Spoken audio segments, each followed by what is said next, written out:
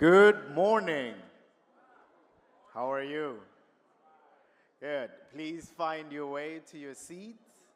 We are about to begin shortly.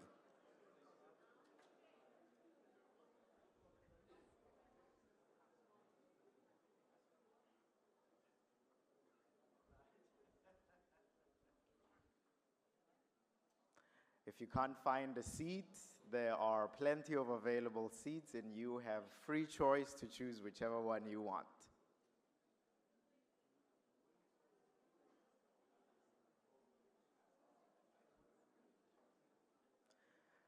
Thank you very much, ladies and gentlemen, honored guests. Welcome to day 2 of this wonderful G20 Interfaith Summit, where we are bringing together interfaith and policy management. I wanted to say welcome back to Cape Town. Today promises to be another jam-packed, informative day. And again, my name is Sandile Saisi, and I'm with my co-pilot, Judith Masangu, who's going to make a few important announcements that are going to guide us for today.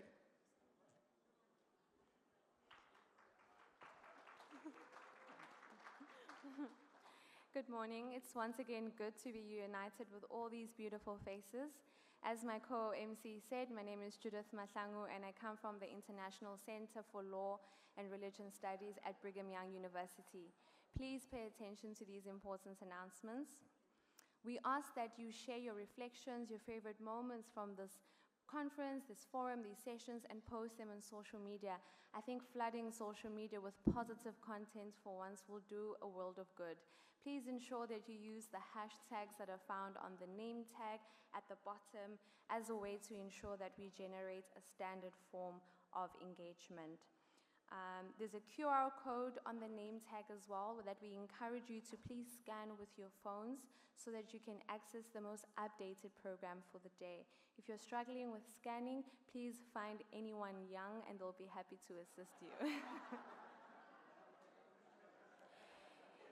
If you do have any medical concerns and you're not feeling well, please note that there is a medic on the left side of the ballroom, this side. Please do not hesitate to ask for help. If you have any questions or concerns, please refer to the registration desk where you got your name tags, or to speak to any of the volunteers who are wearing blue name tags.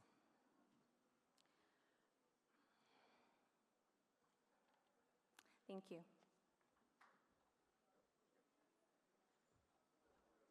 And now, ladies and gentlemen, it is my absolute honor to bring to the stage one of the leading figures for the Interfaith 20 to give us a summary of yesterday's jam-packed event. Please welcome to the stage Ms. Katherine Marshall.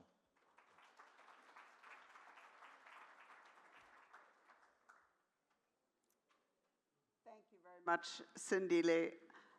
We had a little tussle beforehand because he asked what he should call me. And I said, Catherine. He said, that's not my culture. So we have set the program up because it's such a complex program over 4 full days with an extra day added in that each morning I will try to do a very quick summary of what happened.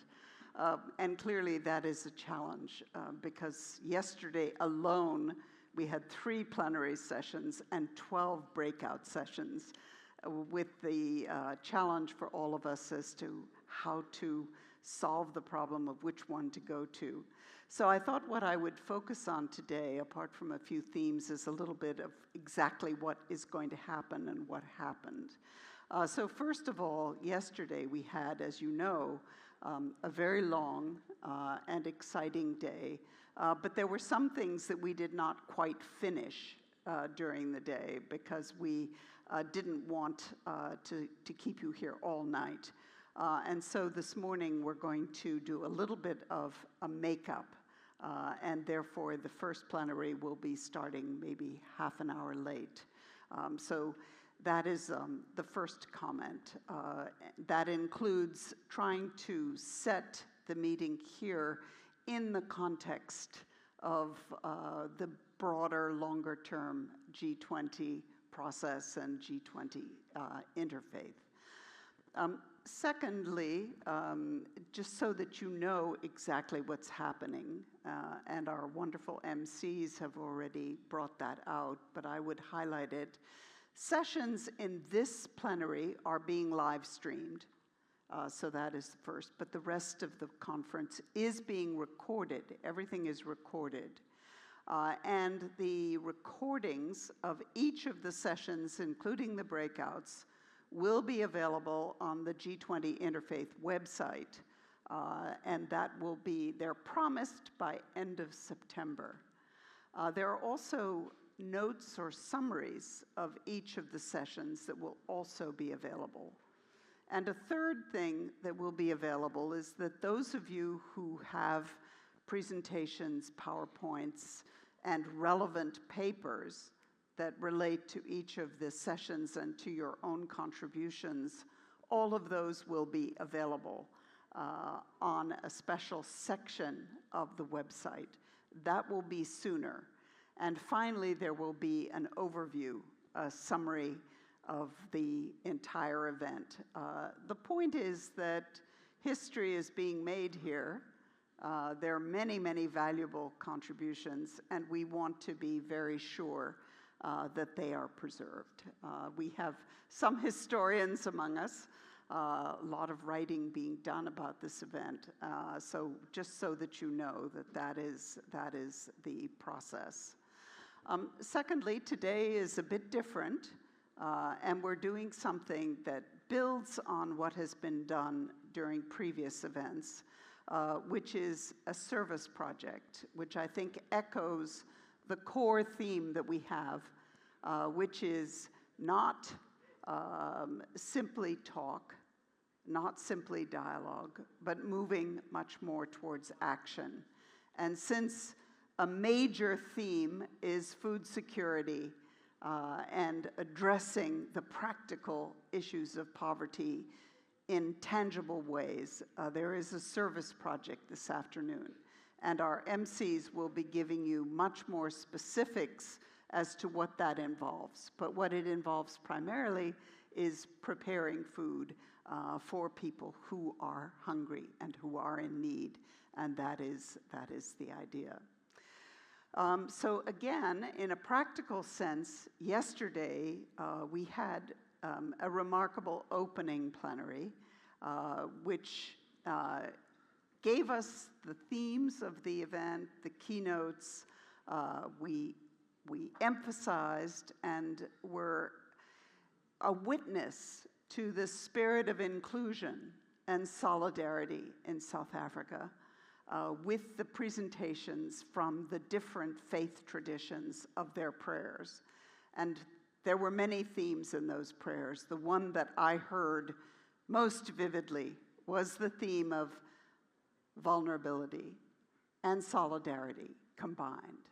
That the meaning of solidarity and equality is inclusion and is hearing the voices of many different people, but also never forgetting that we do not want to leave people behind, the people who are suffering, the people who are in need, and who also are very much part of the human family.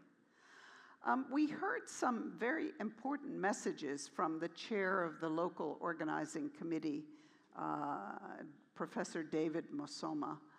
I think that one of his themes was the power of interfaith as a force of change, and the need to focus and to foster that solidarity through collaboration and cooperation, to move away from sanctimonious platitudes towards action, but quality action, and action that has impact. So I'm not going to try to summarize the rest of the day, but one theme that came through so vividly was the meaning of Ubuntu and the different meanings of Ubuntu. That Ubuntu is, yes, I am because you are because I am, we are because you are, but the complexity of the concept of Ubuntu, which relates very much to the South African themes. And none of us will ever forget the keynote address by Archbishop Thabo Makgoba, who laid out vividly the importance of faith in global affairs, in South African affairs, in world affairs, the importance of faith all the way from the personal level, but also the link between faith and governance and the politics, the importance of it in every decision that's made all the way from the personal to the global. So the Archbishop, whose speech is generating quite a lot of interest well beyond this room, also returned very much to the themes of the conference, which you see all around us in the banners and the branding, which the local team has put together in an extraordinary fashion. But I think of all the issues that clearly touched his heart and our hearts is the theme of hunger, the theme of linking hunger and poverty and working in practical ways to end the hunger that is a scandal in today's world. So we heard a lot in the responses about the challenges facing the global sustainable development goals, challenges facing the South African work, and we had a rich array of responses. And finally, we ended the morning with the 16-year-old Michael Bam, who in a lucid and compelling way called us to action in ways, again, that will echo throughout all the days of the conference, the days that we are together, but also well beyond. I'm not going to try to summarize the 12 breakout sessions, but just to give you again an idea of the way the program is put together. Several of those dug deeper into the two themes that were the themes of the major plenaries yesterday. So the two sort of opening plenaries and then the succession. The first one on the issues of financial architecture, the issues obviously of debt, but also of tax. And we also heard echoes of today's theme of tariffs and what that means for the economic life and how economic life is linked to politics and linked to the society and to the culture and to faith. And then the second plenary on the specific issues of food and hunger and the global alliance and what could be done about it. So several of the breakout sessions went into those issues in more detail, but we also touched on some other continuing important themes. I would emphasize health, the importance of drawing from the COVID experience, looking to pandemic response, but also the links between health and society and the issues of governance and corruption, disinformation, inequality, etc. But the summaries of each of those sessions will be available later. So that with that, I will end my effort to draw out some of the themes from yesterday, and we will move on now with a brief interlude when we complete some of the actions that we were expecting to do yesterday morning, and then we will move on to today when the leading theme is education. Thank you.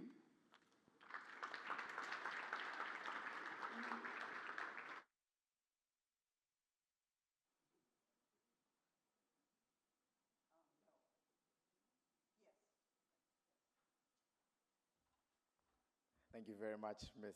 Marshall. And yes, in my culture, you never call your elders with their first name. You have to say Mr. or Mrs. And now, ladies and gentlemen, all the way from Brazil, Rio de Janeiro, meets Johannesburg, meets Cape Town, meets everything South African. Before I invite this gentleman to the stage, I want us to turn to the person next to us and shake their hand and introduce yourself.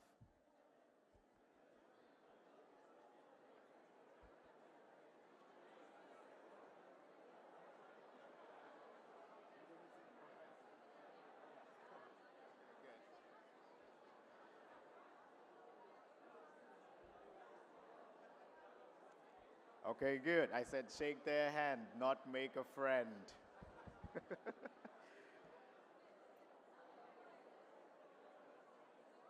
Thank you very much.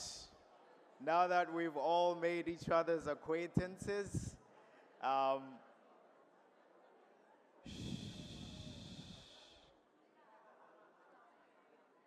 next guest is going to be introduced in a proper South African manner. It means you are going to cheer and celebrate, okay?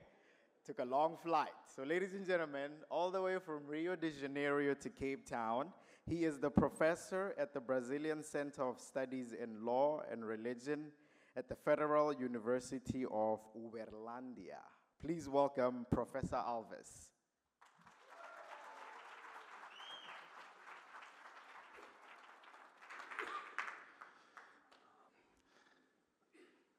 Your Excellencies, Your Eminencies, distinguished organizers, panelists, and guests.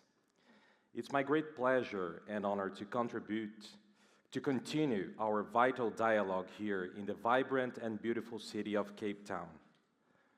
Building upon yesterday's inspiring sessions, we have already begun to witness the remarkable potential for collaboration among diverse groups and sectors from across Africa and the world. Religious communities and interfaith actors play a vital role in promoting the United Nations Sustainable Development Goals, the African Union Agenda 2063, and the 2025 G20 priorities in Africa, which encompass solidarity, equality, and sustainability. In 2024, Brazil's G20 presidency envisioned building a just world and a sustainable planet through social inclusion, energy transitions, and governance reform. The G20 Interfaith Forum paralleled this process, organizing strategic meetings culminating in our summit in Brasília and participation in the G20 Social Summit in Rio de Janeiro. These gatherings generated comprehensive recommendations delivered to the G20. Notably, our successful advocacy supported the inclusion of combating against human trafficking and modern slavery in both the G20 Social Final Declaration and the Leaders' Final Declaration, adopted by unanimous decision by the G20 governments. And these are priorities that remain central to the African process. This demonstrates how religious communities can effectively contribute to governance when we unite our moral authority with concrete policy proposals. Esteemed participants, as our discussions continue to unfold, yesterday's conversation and today's reflections have tremendous potential to advance the South African G20 presidency's priorities, positively impacting the world's most pressing economic and social issues. The theme, Ubuntu in Action, focus on vulnerable communities, provides a culturally relevant framework.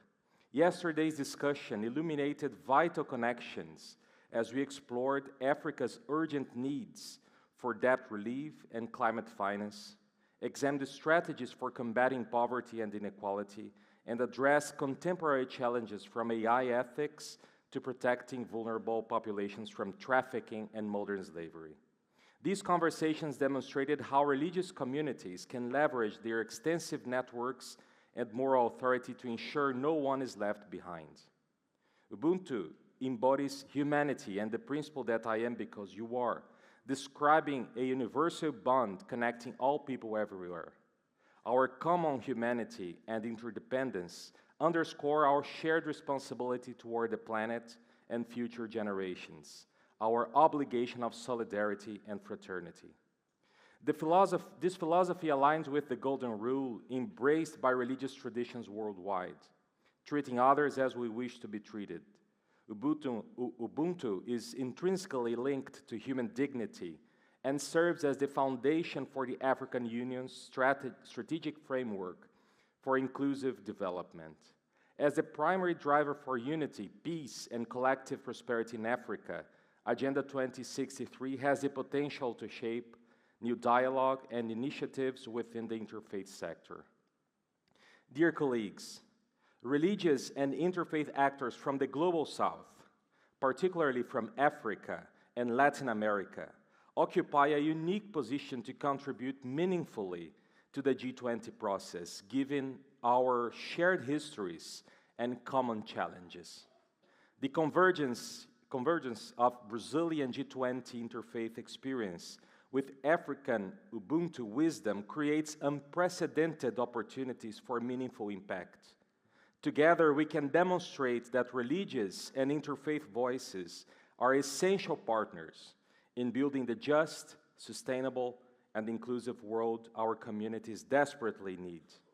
My sincere hope is that our continued collaboration over the coming days will transform our shared reflections into tangible policies and concrete actions. I look forward to our transformative work together. Thank you.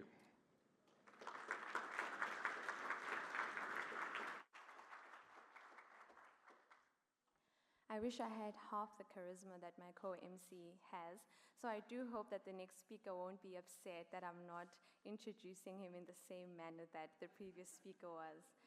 We'll be pleased to hear from Dr. Renier Koegelenberg, who's the director at CDDC Trust and EFSA Institute South Africa, and he will speak about South African and African interfaith history.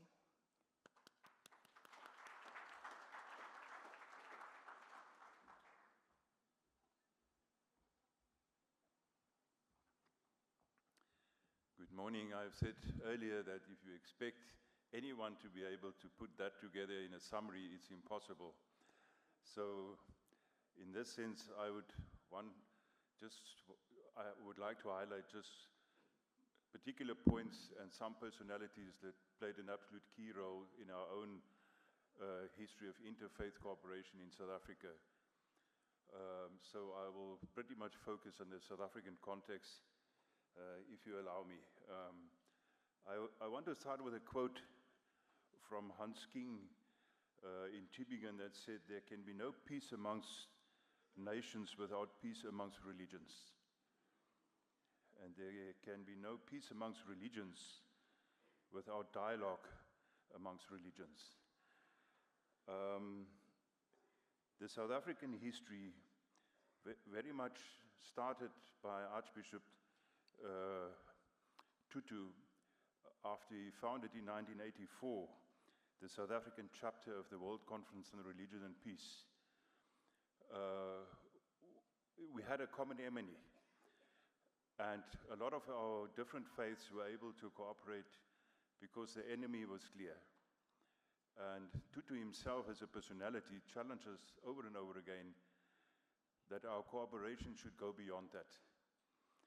And he sometimes had quotes that a lot of people criticized him for. I remember one of his famous quotes was, "My God is not a Christian."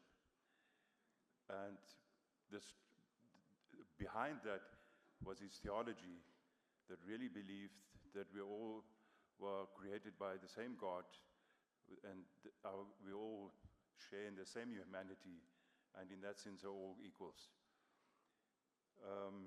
So he, as one of the personalities, very much shaped the debate in South Africa. Since our democracy started in 1990, Nelson Mandela invited faith leaders to consult on a regular basis with him, and this resulted in the formation of the National Religious Leaders Forum, which later something was added, and that was a forum focusing on all the social work by Dr. Skweyiya, who was at that point the Minister of Social Development. And we had a national conference in Cape Town. In 1990, formed the National Religious Association for Social Development, where all the social departments of different religions came together to consult on policy issues. That was followed later by something called the National Interfaith Leadership Council, and again later as the South African Interfaith Council, led by Professor Motshega Saik. I'm jumping and going ahead. Because of this cooperation, we concluded a formal agreement between the presidency of President Thabo Mbeki, national religious and faith leaders, to cooperate to fight some of the challenges South Africa has. And from that cooperation, many projects followed. One of them was the fight against HIV/AIDS, where South Africa received a special grant that were implemented by the religious sector. Without the agreement that was concluded with Mbeki's government, this would not have been possible. So, and this process also led in the background to a discussion with the German government, where both Katherine and I was involved when they established PART, the International Partnership on Sustainable Development, Religion and Sustainable Development, before it was launched in Berlin. One of the senior directors of GIZ worked in the presidency with Dr. Frank Chikane, and he knew of this accord that we concluded between the government and faith leaders, and they used that example when they launched the process to establish partisan international network. That is a very selective and brief history, but I want to come back to 2 points, because the success of our work as a broad interfaith group depends on whether we have systems in place, but also whether we have the personalities to drive it. It's always a combination of both. Without the passion of people like a Desmond Tutu, that laughingly could tell you a joke and tell you straight to your face the truth, whether you're the president of the USA or South Africa, and in a joke could share what is fundamentally true. But his integrity and his credibility made it possible that everybody accepted him on global forums. And that was a very distinctive character that Tutu had. But I want to quote something that is said, because our cooperation cannot only be dependent on the issues we fight against that unify us.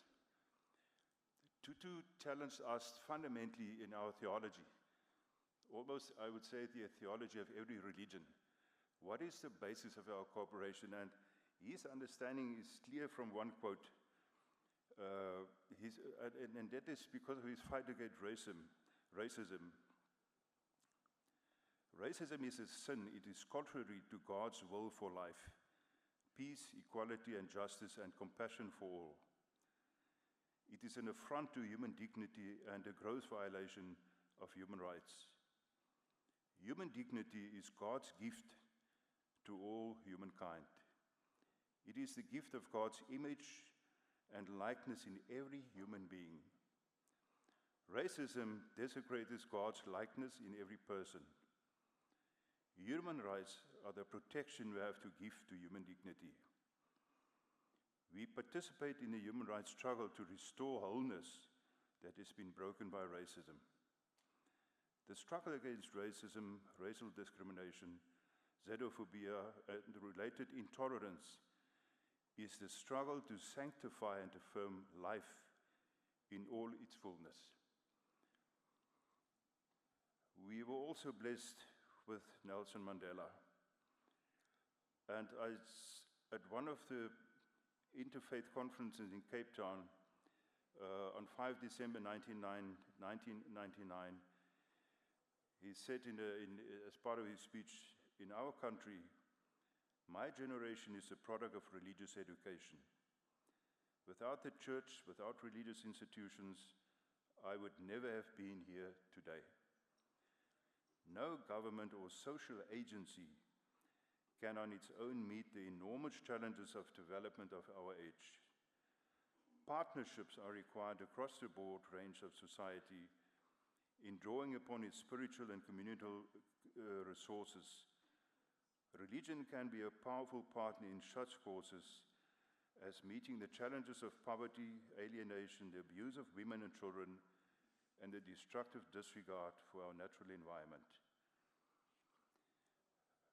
As a country, we were blessed with the leadership of both Tutu and Nelson Mandela that proved to us that our faith should never become an ideology to impose on others, to make sure that others do what we want to be. But fundamentally, stay true to your own belief, your own convictions, and that we are all part of God's creation. Thank you so much.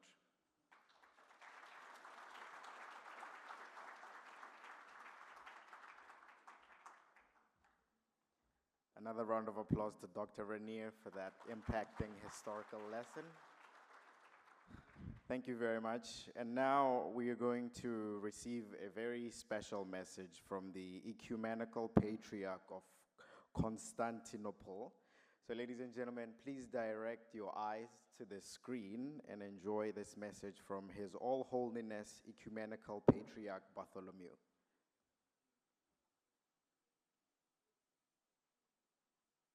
Dear participants of the G20 Interfaith Forum, esteemed audience, we greet you all gathered in Cape Town. We find ourselves today before a global crisis of solidarity with wide-ranging social consequences. A symbol of this desolidarization is increasing poverty, the food crisis, and widespread hunger affecting large populations, as well as the tragedy of migration caused by famine and scarcity as a result of armed conflicts or climate change. The United Nations has repeatedly emphasized the right to food as a fundamental human right.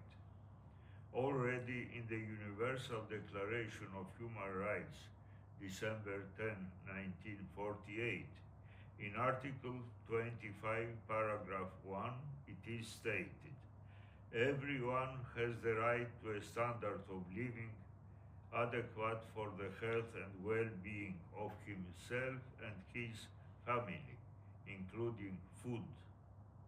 In many of its decisions, the United Nations General Assembly and the Commission on Human Rights, in addressing the right to food, call, facing the dramatic rise of hunger and food insecurity, for determined and concerted action for the full realization of everyone's right to access to safe and nutritious food, and to be free from hunger, which constitute an outrage and a violation of human dignity and fundamental human rights.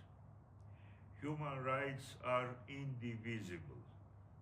Their value foundation is human dignity, the conditions of which include, together with freedom, equality, and justice, the fulfillment of basic needs, among which food is undoubtedly included.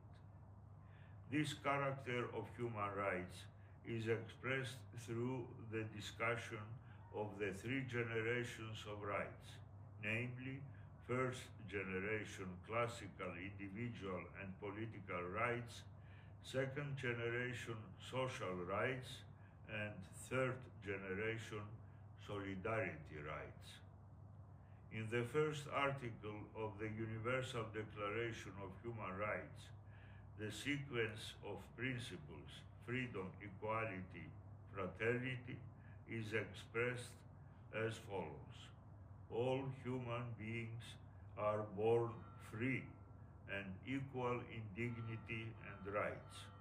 They are endowed with reason and conscience, and should act towards one another in a spirit of brotherhood.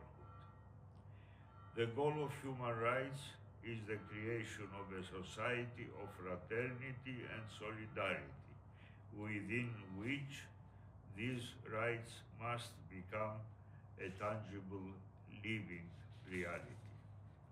What should be the stance of religions in the face of the contemporary crisis of solidarity? It is certain that religions cannot ignore this crisis, which affects the human being at the very core of its existence and dignity. The need for cooperation among religions and with other social actors is likewise imperative. Faithful to her teaching on the absolute value of the human person and the unconditional respect for it, in accordance with the patristic saying, there is nothing as sacred as a human being whose nature God has shared. The Orthodox Church practically and indiscriminately cares for all people in need, obeying her head, our Lord Jesus Christ, who identified himself with every human being, especially those in need. As you did it to one of the least of these my brothers, you did it to me. In this spirit, the Ecumenical Patriarchate declared the year 2013 a year of universal solidarity. Our aim and hope were to sensitize sufficient hearts among humankind regarding the immense and extensive problem of poverty and the need to assume the necessary measures to comfort the hungry and misfortunate. The Holy and Great Council of the Orthodox Church, Crete 2016, emphasized the Church's great responsibility is perceived in terms of overcoming hunger and all other forms of deprivation in the world. As noted, the phenomenon of hunger signifies a serious crisis of identity in the modern world, since hunger threatens the divine gift of life of whole peoples, but also offends the lofty dignity and sacredness of the human person and offends God himself. In light of all this, the Orthodox churches are called to show practical solidarity to their needy brethren. The hands of the faithful which are raised in prayer toward God must also be extended toward their fellow human beings and become helping hands to those in need. The commandment of love for one's neighbor is not limited to occasional aid tending to wounds, but includes the struggle to remove the roots of injustice, to fight the causes that create the wounds. Dear friends, it is our deep conviction that the future of humanity is tied to resistance against the ongoing desolidarization and the establishment of a culture of solidarity. This goal cannot be reached without the joint contribution of religions. Thank you very much for your kind attention.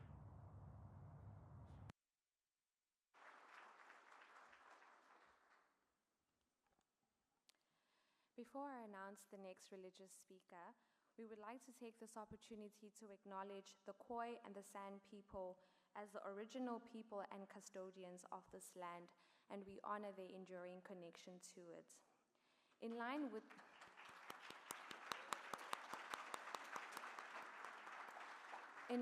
the spirit of social justice, our next speaker is a South African activist and former politician, Ela Gandhi.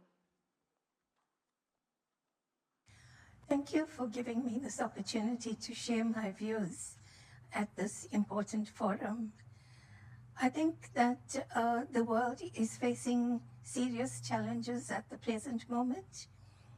For instance, the climate change problems that countries are experiencing, the war situations that countries are experiencing, the violence against women, the inequality, economic inequality amongst countries and within countries, and finally the levels of unemployment, particularly among the youth.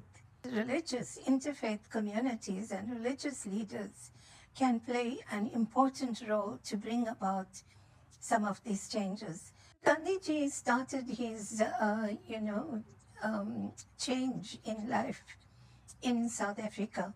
He came here as a young man, and over the period of time that he lived in South Africa, 21 years, he began to look at these very issues that we are concerned with today and made changes in his life.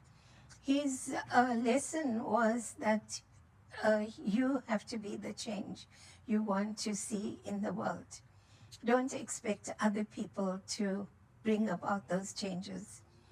That was the one lesson. The second lesson was that the world has enough resources to meet the needs of every individual, but not enough to meet the greed of anyone. All of us need to get together and look at solutions that will bring about a peaceful, contented humanity in every country and throughout the universe.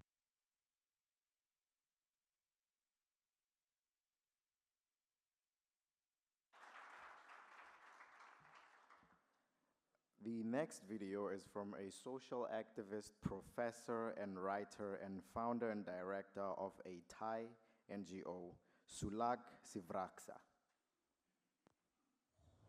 After the demise of the Soviet Union, the world seemed to concentrate more on capitalism, consumerism. Even China claimed to be a communist country. It's all the same. They all want money, they all want power. Nobody cares for the spiritual dimension of human being.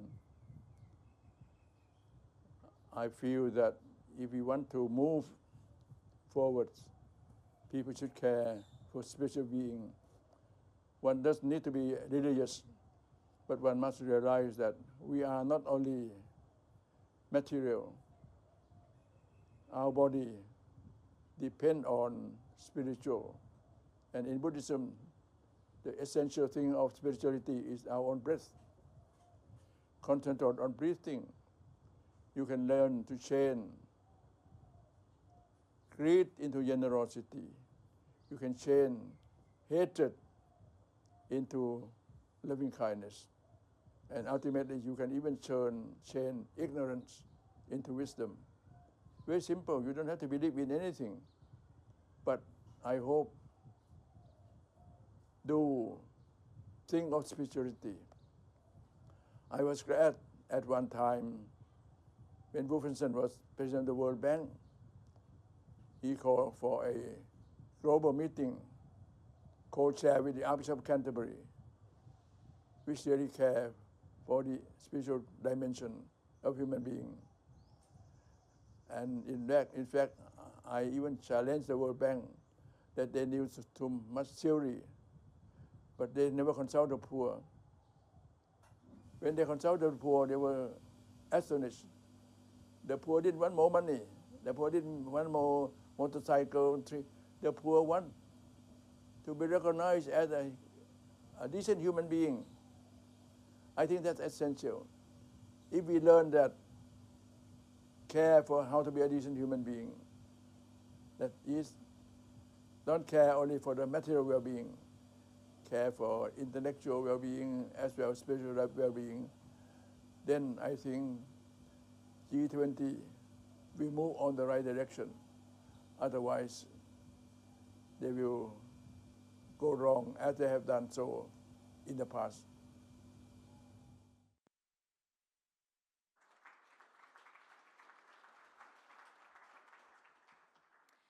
We do apologize for announcing this so late, but if you do need French or Arabic translation, we ask that you please raise your hand and you'll be assisted promptly. Our next speaker will be Katherine Marshall, and she will cover the G20 Interfaith history, content, and leading issues.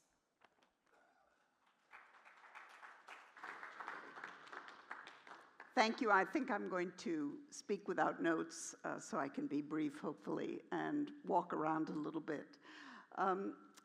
First of all, I want to emphasize that the three messages that were just heard are from people who are really global leaders in the interfaith and the religious movement, and it highlights the importance that they give to the gathering that we have here. We have some other messages, but those are the three that we highlighted here.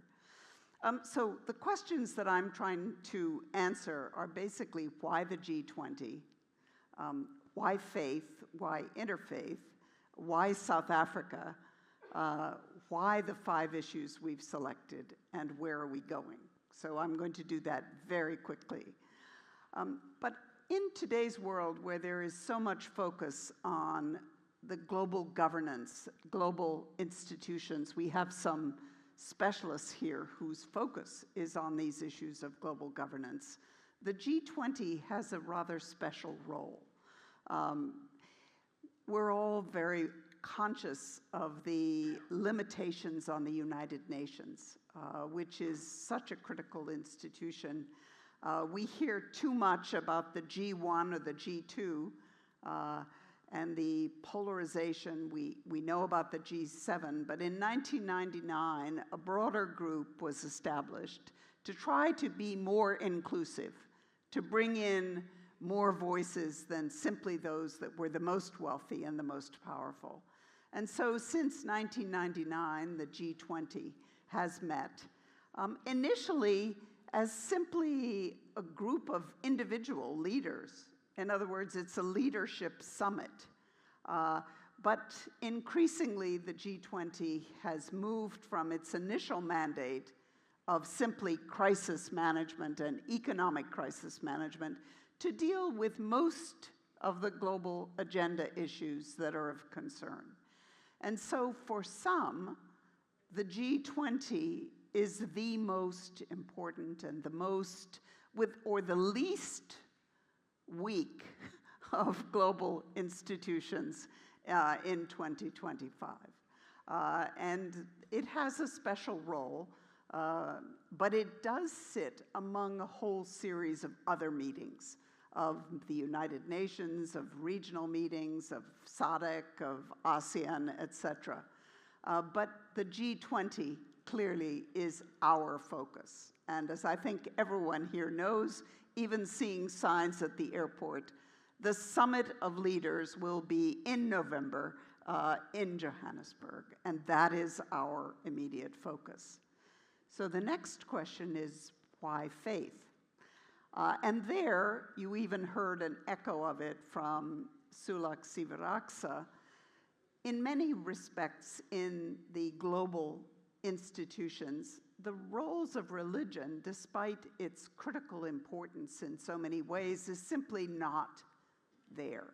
And as we hear too often, if you're not at the table, you end up on the menu.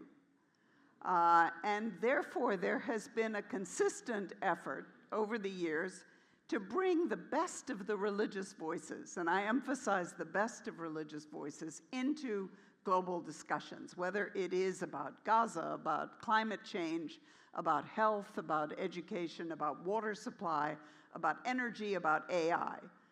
And so we're very much part of that continuing effort to bring, in a thoughtful, balanced, inclusive way, the voices of faith into the global agendas. And there are an extraordinary array of institutions working on this. And I highlighted in my opening yesterday what we call a network of networks. In other words, we build on 40 different organizations, and many people who are represented here are part of those different networks. So that's the voice of faith at the table, which we heard yesterday in many different ways, different voices, is absolutely critical, whether it's the African Union or the South African government, the United States government, etc. It's not easy, by the way, because the voices have, or the institutions have wide differences from country to country. Some ministries have powerful, some governments have powerful ministries of religion. Others have virtually nothing. And so the effort to try to have a ministerial, for example, like of health ministers on religion is very difficult. So that brings us to interfaith. And again, yesterday we heard in many different ways that working together is more effective than working separately. The importance of solidarity, of cooperation, of collaboration, those are words that we heard repeatedly. And there are interfaith movements, and I think the Renier gave us a wonderful set of distillation of the power of interfaith when it works well. We know in the Jubilee campaign in the year 2000, the power of faith to transform the dialogue about poor country debt. And we're hoping that the interfaith voice, which you see reflected in 2 books that were part of your package, can help transform the contemporary debate about hunger and poverty. Bringing a moral voice, but also a practical voice together, talking about how all different religious traditions care about poverty and about hunger, as well as thirst and everything else. So that is why we're building on the global interfaith alliances, the global interfaith effort, with the idea of being inclusive and bringing together the best, the best in terms of moral force, but also of experience, and also of passion and ideas coming into the global setting. So that is the reason we are the G20 Interfaith. We're not the major interfaith organization, but that's our focus. So why South Africa? One of the characteristics of the G20 is that it has no secretariat. It has no sort of permanent structure, no office. But the leadership goes every year. It rotates to different countries. And there is de facto what is called a troika, which is the host from last year, this year's host, and next year's host. So the current troika is Brazil, and that's why you heard from Rodrigo about the importance of what happened with Brazil's presidency in 2024, South Africa's presidency in 2025, and I think we could call it the 64 billion question, the United States presidency in 2026. And so that is why we're here in South Africa, and through this whole year, through a series of meetings in Pretoria, in Cape Town at Bishop's Court, in Addis Ababa, and in other settings, both the local organizing committee and the G20 Interfaith have organized a series of meetings which have been designed to focus on what are the main issues, to look at what we should recommend, and where we should be heading in the future. And we're looking now already to what's going to happen in 2026. Mystery at this point. So around us you see, and you can see here, food security, etc. The G20 Interfaith over the years, because it has an 11-year history, I sort of skipped over that part, but the G20 Interfaith, Brian Adams is here. He actually helped to launch in 2014 in Australia with the Australian presidency, a meeting. And for the early years, those meetings were, to some extent, they were academic conferences. Religious freedom is a focus. But increasingly, and particularly after the German presidency, we were told that if you want to be part of the G20, you have to focus on the G20 agenda. You have to be part of the G20. You can't just do things that religious communities care about. And so increasingly, the G20 Interfaith Alliance, I'll call it an alliance for now, has really focused on a series of issues where there is consensus, where there is solidarity, and where we see a direction. And some of those issues are part of the G20. You hear a lot here about finance and debt, the food security issue, which is a leading issue. We focused a lot on COVID during the COVID pandemic. And we deal with a set of other issues, including racism, which has been a consistent issue.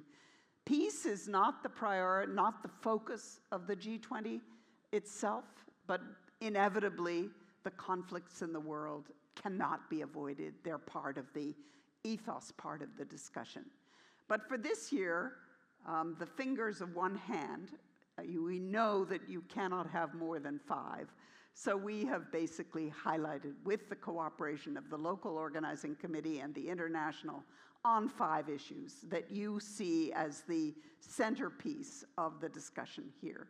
And what we're hoping is that we can sharpen the ideas in each of those areas so that they are recommendations to the G20 itself when they meet in November.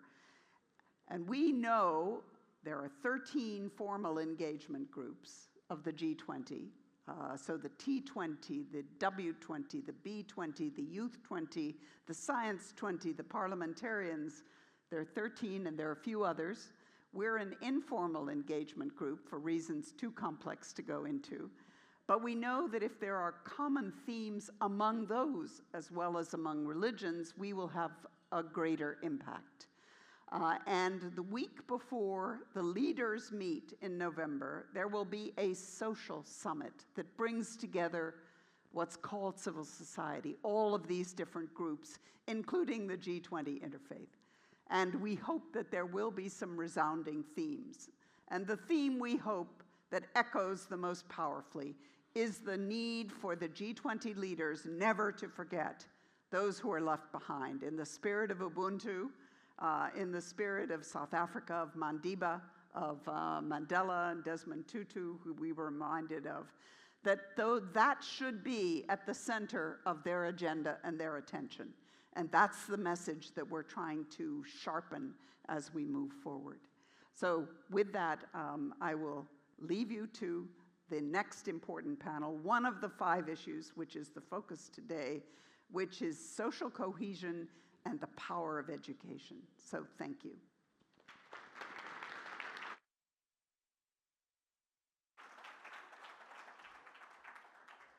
Thank you very much for that wonderful reflection, Ms. Marshall. And in line with what she said, social cohesion and the power of education